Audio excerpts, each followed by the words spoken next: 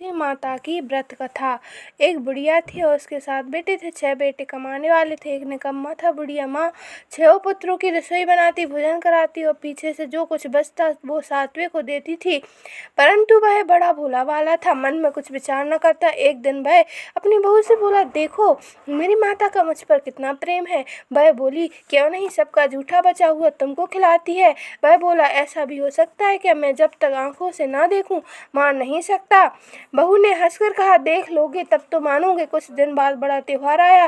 घर में 7 प्रकार के भोजन और चूरमा के लड्डू बने। वह जांचने को सर के दर्द का बहाना कर पतला कपड़ा सिर पर ओढ़कर रसोई घर में सो गया और कपड़े में से सब देखता रहा।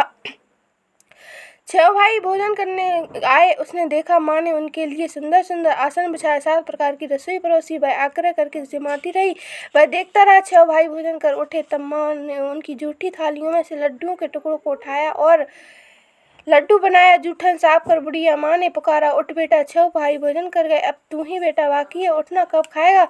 वह कहने लगा, माँ मुझे भोजन नहीं करना, मैं परदेस जा रहा हूँ। माता ने कहा, कल आता जाता हो तो आज ही जा। वह बोला, हाँ हाँ आज ही जा रहा हूँ। यह कहकर वह घर से निकल गया। चलते समय बहू की याद आई। वह गौशाला में कंटे थाप रही थी। जाकर उससे बोला, हम जावे परदेस को, आवेंगे कुछ काल, तुम रहियो संतोष से, धर्म अपना पार। 2 निशानी आपनी, देख धरू मैं धीर, सुधि मत हमरी विसारियो, रखियो मन गंभीर। भाई बोला कि मेरे पास तो कुछ नहीं, यह अंगूठी है, सो ले लो और अपनी कुछ निशानी मुझे दे। यह भाई बोली कि मेरे पास क्या है, यह गोबर भरा हाथ। यह कहकर उसकी पीठ में गोबर के हाथ की थाप मार दी और वह चल दिया। चलते चलते दूर देश में पहुंचा। वहां पर एक साहूकार की दुकान थी। वहां जाकर बोला, भाई मुझे नौकरी पर रख लो। साहूकार नौकर की जरूरत थी। साहूकार उससे बोला, रह जा। लड़के ने पूछा, तनख्वाह क्या दोगे। साहूकार ने कहा, काम देखकर दाम मिलेंगे। साहूकार की नौकरी मिली। वह सवेरे 9 बजे रात्रि के 12 बजे तक नौकरी बजाने लगा। कुछ दिनों में दुकान का लेन देन, हिसाब किताब, ग्राहकों को माल बेचना, सारा काम करने लगा। साहूकार के 7-8 नौकर थे। वे सब चक्कर खाने लगे कि यह नया नौकर बहुत होशियार बन गया। सेठ ने भी काम देखा और 3 महीने के अंदर ही उसे मुनाफे का साझीदार बना दिया। 12 वर्ष में वह नामी सेठ बन गया और मालिक सारा कारोबार उस पर छोड़कर बाहर चला गया। अब बहू पर क्या बीती सो सुनो। सास ससुर उसे दुख देने लगे। सारी गृहस्थी का काम करा के उसे लकड़ी लेने जंगल में भेजते। इस बीच घर की रोटियों के आटे से जो भूसी निकलती उसकी रोटी बनाकर रख दी जाती और फूटे नारियल की नरेली में पानी। इस तरह दिन बीतते रहे। एक दिन वह लकड़ी लेने जा रही थी कि रास्ते में बहुत सी स्त्रियां संतोषी माता का व्रत करती दिखाई दी। वहां यह खड़ी होकर कहने लगी कि बहनों, यह तुम किस देवता का व्रत करती हो और इसके करने से क्या फल देता होता है, इस व्रत के करने की क्या विधि है। यदि तुम अपने इस व्रत का विधान मुझे समझा कर कहोगी तो मैं तुम्हारा बड़ा एहसान मानूंगी। तब उनमें से एक की स्त्री बोली, सुनो, यह संतोषी माता का व्रत है। इसके करने से निर्धनता दरिद्रता का नाश होता है, लक्ष्मी आती है, मन की चिंताएं दूर होती हैं, घर में सुख होने से मन को प्रसन्नता और शांति मिलती है, निपुत्री को पुत्र मिलता है, प्रीतम बाहर गया हो तो शीघ्र आवे, कुंवारी कन्या को मनपसंद वर मिले, राजद्वार में बहुत दिनों से मुकदमा चलता हो तो खत्म हो जावे, कलह कलेश की निवृत्ति हो, सुख शांति हो, घर में धन जमा हो, पैसा जायदाद का लाभ हो जावे, तथा जो और भी मन हो जो कुछ कामना हो वह सब इस संतोषी माता की कृपा से पूरी हो जावे, इसमें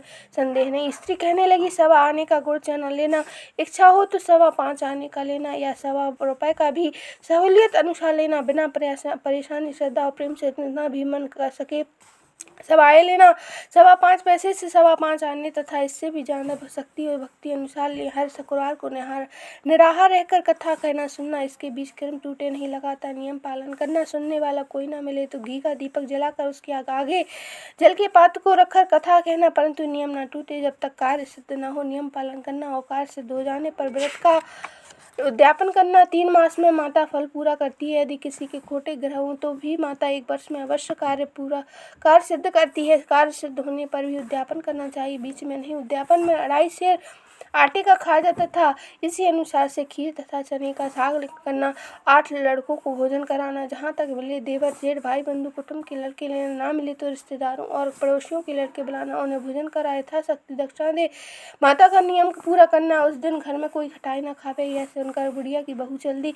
रास्ते में लकड़ी के बोझ को बेच दिया और उन पैसों से गुड़ चना ले माता के व्रत की तैयारी कर आगे चली। और सामने मंदिर है, सुन माता के मंदिर में जा माता के चरणों में लौटने लगी। दीन हो विनती करने लगी, माँ मैंने बड़ मूर्ख हूँ, व्रत के नियम को जानती नहीं, मैं बहुत दुखी हूँ। हे माता जगजननी मेरा दुख दूर कर, मैं तेरी शरण में हूँ। माता को दया आई। एक शुक्रवार बीता, दूसरे शुक्रवार को ही इसके पति का पत्र आया और तीसरे कोष का भेजा हुआ पैसा पहुंचाया। देखकर जेठानी मुँह सिकोड़ने लगी, इतने दिनों में इतना पैसा आया, इसमें क्या बड़ा है।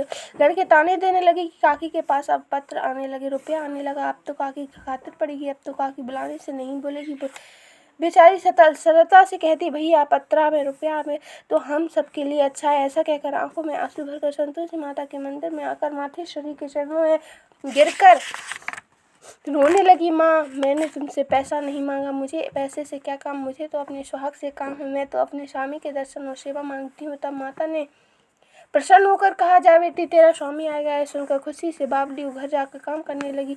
अब संतोषी माँ विचार करने लगी, इस भोली पुत्री से मैंने कह तो दिया कि तेरा पति आएगा, पर आएगा कहाँ से भाई, तो इसे स्वप्न में भी याद नहीं करता, इसे याद कर दिलाने तो मुझे ही जाना पड़ेगा। इस तरह माता उस बुढ़िया के बेटे के पास जा स्वप्न में प्रकट हो कहने लगी, साहूकार के बेटे सोता है जागता है। वह कहता है, माता सोता भी नहीं हूँ, जागता भी नहीं हूँ, बीच में ही हूँ, कहो क्या आ गया है। माँ कहने लगी, तेरा घर बार है या नहीं। वह बोला, मेरा सब कुछ है माता, माँ बाप भाई बहन बहू क्या कमी है। माँ बोली, पुत्र तेरी घरवाली कष्ट उठा रही है, माँ बाप उसे दुख दे रहे हैं, वह तेरे लिए तरस रही है, तू उसकी सुधि ले। वह बोला, माँ हाँ माता यह तो मुझे मालूम है, परंतु जाऊँ कैसे, परदेश की बात है, लेन देन का कोई हिसाब नहीं, कोई जाने का रास्ता नहीं आता, कैसे चला जाऊँ। माँ कहने लगी, मेरी बात मान, सवेरे नहा धोकर संतोषी माता का नाम ले, घी का दीपा जला, दंडवत कर दुकान पर जा बैठना, देखते देखते तेरा लेन देन चुक जाएगा, मौजा जमा माल बिक जाएगा, सांझ से होते होते धन का ढेर लग जाएगा।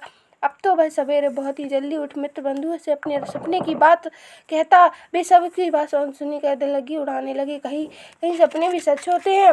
एक बूढ़ा बोला, देख भाई तेरी मेरी बात मान, इस तरह साँझ झूठ कहने के बदले सेवता ने जैसा कहा है वैसा ही करना, तेरा क्या जाता है। अब बूढ़ी की बात मानकर वह नहा धोकर संतोषी माता को दंडवत कर घी का दीपक जला दुकान पर जा बैठता है। थोड़ी देर में वह क्या देखता है कि देने वाले रुपया लाए, लेने वाले हिसाब लाए, कोठे में भरे सामानों के खरीदार नगद में सौदा करने लगे। शाम तक धन का ढेर लग गया। मन में माता का नाम ले प्रसन्न हो घर जाने के वास्ते गहना कपड़ा सामान खरीदने लगा। यहाँ के काम से निपट घर को रवाना हुआ। उधर बहू बेचारी जंगल में लकड़ी लेने जाती है। लौटे माता जी के मंदिर में विश्राम करती है। वह तो उसका रोज का रुकने का स्थान ठहरा। दूर धूल उड़ती देख वह माता से पूछती है, माता यह धूल कैसी उड़ रही है। माँ कहती है, पुत्री तेरा पति आ रहा है, अब तू ऐसा कर, लकड़ियों के 3 बोझ बना ले, एक नदी के किनारे रख, दूसरा मेरे मंदिर पर और तीसरा अपने सिर पर रख। तेरे पति को लकड़ी का गट्ठा देख मोह पैदा होगा, वह यहाँ रुकेगा, नाश्ता पानी बना खाकर माँ से मिलने जाएगा। तू लकड़ी का बोझ उठाकर जाना और बीच चौक में गट्ठा डालकर 3 आवाज़ जोर से लगाना, लो सासू जी लकड़ियों को गट्ठा लो, भूसी की रोटी दो, नारियल के कपड़े में पानी दो, आज कौन मेहमान आया। माँ की यह बात सुनकर मैं बहुत अच्छा माता जी कहकर प्रसन्न मन हो लकड़ियों के 3 गट्ठे ले आई। एक नदी के तट पर एक माता के मंदिर पर रख। इतने में ही वह मुसाफिर आ पहुँचा। सूखी लकड़ी देख उसकी इच्छा हुई कि अब यहीं निवास करें और भोजन बना खाकर गांव जाएं। इस प्रकार भोजन बना विश्राम ले गांव को गया। उसी समय बहू सिर पर लकड़ी का गट्ठा लिए आती है, उसे आंगन में डालकर जोर से 3 आवाज़ देती है, लो सासू जी लकड़ी का गट्ठा लो, भूसी की रोटी दो, नारियल के कपड़े में पानी दो, आज कौन आया है। यह सुनकर उसकी सास अपने दिए हुए कष्टों को भुलाने हेतु कहती है, बहू ऐसा क्यों कहती है, तेरा मालिक ही तो आया है, बैठ मीठा भात खाकर कपड़े गहने पहन। इतने में आवाज़ सुनकर उसका स्वामी बाहर आता है और लकड़ी देख व्याकुल हो जाता है। माँ से पूछता है, माँ यह कौन है। माँ कहती है, बेटा है तेरी बहू है, आज 12 वर्ष हो गए जब से गया है, तब से सारे गांव में जानवर की तरह भटकती है फिरती है, काम काज घर का कुछ करती नहीं, 4 समय अगर खा जाती है। अब मुझे देखकर भूसी की रोटी और नारियल के कपड़े में पानी मांगती है। वह लज्जित हो बोला, ठीक है माँ, मैंने इसे भी देखा है, तो मैं भी, अब मुझे दूसरे घर की चाबी दो। मैं उसमें रहूँगा। ठीक है बेटा, जैसी तेरी मर्जी है, कहकर माँ ने चाबी का गुच्छा पटक दिया। उसने लेकर दूसरे कमरे को खोलकर सारा सामान समाया। एक दिन में ही वहाँ राजा के महल जैसा ठाट बाट बन गया। अब क्या था, बाई सुख भोगने लगी। इतने में अगला शुक्रवार आया। उसने अपने पति से कहा, मुझे माता का उद्यापन करना। उसका पति बोला, बहुत अच्छा, कर, खुशी से कर ले। परंतु तुरंत ही वह उद्यापन की तैयारी करने लगी। जेठ के लड़के को भोजन के लिए कहने लगी। उसने मंजूर किया, परंतु पीछे जेठानी अपने बच्चों को सिखाती, देखो रे, भोजन के समय सब लोग खटाई मांगना, जिससे उसका उद्यापन पूरा ना हो। लड़के जीमने लगे। खीर पेट भरकर खाई, परंतु बात के याद आते ही कहने लगी, हमें कुछ खटाई खाने को दो, खीर खाना हमें भाता नहीं, देखकर रुचि होती है। बहू कहने लगी, खटाई किसी को नहीं दी जाएगी, यह संतोषी माता का प्रसाद है। लड़के उठ खड़े हुए, बोले, पैसे लाओ। बोली बहू कुछ जानती नहीं थी, सो उन्हें पैसे दे दिए। लड़के उसी समय उठ करके इमली लेकर खाने लगे। यह देखकर बहू पर माता ने कोप किया। राजा के दूत उसके पति को पकड़ ले गए। जेठ जेठानी मनमाने खोटे वचन कहने लगी, लूट कर धन लाया है, इकट्ठा कर लाया था, सो राजा के दूत उसे पकड़ कर ले गए। अब सब मालूम हो जाएगा जब जेल की रोटी खाएगा। बहू से यह वचन सहन नहीं हुआ। रोती रोती माता के मंदिर में गई। हे माता, तुमने क्या किया? हंसाकर क्यों रुलाने लगी? माता बोली, पुत्री, तूने उद्यापन करके मेरा व्रत भंग किया, इतनी जल्दी सब बातें भुला दी। वह कहने लगी, माता, भूली तो नहीं, ना कुछ अपराध किया, मुझे तो लड़कों ने भूल में डाल दिया, मैंने भूल से उन्हें पैसे दे दिए, मुझे क्षमा करो माँ। माँ बोली, ऐसी भी कहीं भूल होती है? वह बोली, माँ, मुझे माफ़ कर दो, मैं फिर तुम्हारा उद्यापन करूँगी। माँ बोली, अब भूल मत करना। वह बोली, अब भूल ना होगी। अब बताओ वे कैसे आवेंगे? माँ बोली, जा पुत्र, तेरा मालिक तुझे रास्ते में ही आता मिलेगा। वह निकली। रास्ते में पति आता मिला। उसने पूछा, तुम कहाँ गए थे? वह कहने लगी, इतना धन जो कमा कर लाया है, उसका टैक्स राजा ने मांगा था, वह भरने गया था। वह प्रसन्न हो बोली, भला हुआ, अब घर चलो। कुछ दिन बाद फिर शुक्रवार आया। वह बोली, मुझे माता का उद्यापन करना है। पति ने कहा, करो ये।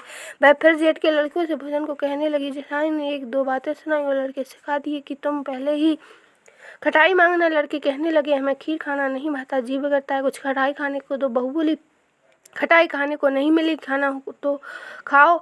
यह कहकर ब्राह्मणों के लड़के लाकर भोजन कराने लगी। यथाशक्ति रक्षा की जगह एक एक फल उन्हें दिया। इससे संतोषी माता प्रसन्न हुई। माता की कृपा होते ही 9वें मास उसका चंद्रमा के समान सुंदर पुत्र हुआ। वह पुत्र को लेकर प्रतिदिन माता जी के मंदिर को जाने लगी। माँ ने सोचा कि यह रोज आती है, आज क्यों ना मैं ही इसके घर चलूँ, इसका आसरा देखूं तो सही है। विचार कर माता ने भयानक रूप बनाया। गुड़ और चने से सनामुख, ऊपर से सूर के समान ओठ, उस पर मक्खियां भिनभिना रही। दहलीज में पैर रखते ही उसकी सास चिल्लाई, देखो रे, कोई चुड़ैल डाकनी चली आ रही, लड़कों को इसे भगाओ, नहीं तो किसी को खा जाएगी। लड़के डरने लगे, चिल्लाकर खिड़की बंद करने लगे। बहू रोशनदान में से देख रही थी, प्रशंसा से पकली होकर चिल्लाने लगी, आज मेरी माता मेरे घर आई है, कहकर बच्चे को दूध पिलाने से हटाती है। इतने में सास का फूट पड़ा। सब मरी रहा। इसे देख कर कैसे उतावली हुई जो बच्चे को पटक दिया। इतने में माँ के प्रताप से यहाँ जहाँ देखो वहाँ लड़के ही लड़के नजर आने लगे। बहू बोली, माँ जी, मैं जिनका व्रत करती हूँ यह वह संतोषी माता है। मैं इतना कहकर झट से सारे घर के कपाट खोल दिए। सबने माता के चरण पकड़ लिए और विनती कर कहने लगे, हे माता, हम मूर्ख अज्ञानी है, तुम्हारे व्रत की विधि हम नहीं जानते, तुम्हारा व्रत भंग करके हमने बहुत बड़ा अपराध किया है। माता, बहू को जैसा फल दिया वैसे सबको दे, जो यह कथा पढ़े उसका मनोरथ पूरा हो। बोलो संतोषी माता की जय। ग्रंथ करोड़न में कहा है, ये सब का सार, ब्रह्म सत्य जग झूठ है, जीवन ही ब्रह्म निहार। जीवन से ही जीवत जगत, माता खेलत खेल, ब्रह्म रूप पहचान लो, कटे जगत की जेल।